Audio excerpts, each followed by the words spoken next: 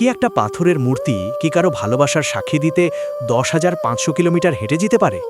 প্রায় 500 বছর আগে বৃন্দাবনের ভগবান কৃষ্ণ এই অসম্ভব কাজটাই করেছিলেন।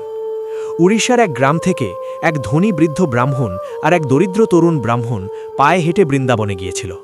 পথে বৃদ্ধ অসুস্থ হয়ে পড়লে ছেলেটা নিজের বাবার মতো করে তার সেবা করেছিল, কাঁধে তুলে জীবন বাঁচিয়েছিল। মুগ্ধ হয়ে বৃদ্ধ শপথ করেছিল, আমি আমার মেয়ের বিয়ে তোমার সঙ্গেই দেব।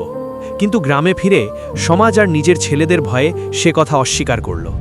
পঞ্চায়েতে সবাই হাসল আর বলল, যদি ঈশ্বরের সামনে শপথ করে থাকিস তাহলে ঈশ্বরকেই সাক্ষী করে নিয়ে আয়। কাঁদতে কাঁদতে ছেলেটা ফিরে গেল বৃন্দাবনে। সে বলল, প্রভু, আপনাকেই যেতে হবে। তখন মূর্তি থেকে কণ্ঠ ভেসে এলো, আমি হাঁটব, কিন্তু একটা শর্তে। পেছনে তাকালে আমি সেখানেই পাথর হয়ে যাব। পায়েলের ছমছম শব্দে শুরু হলো 1000 মাইলের যাত্রা। কিন্তু গ্রামের কাছে এসে বালুতে পা পড়তেই হঠাৎ সেই শব্দ থেমে গেল। দুশ্চিন্তায় ছেলেটা পিছনে তাকালো। ঠিক তখনই কৃষ্ণ হেসে পাথর হয়ে গেলেন। শর্ত ভাঙল, কিন্তু প্রতিশ্রুতি পূর্ণ হল।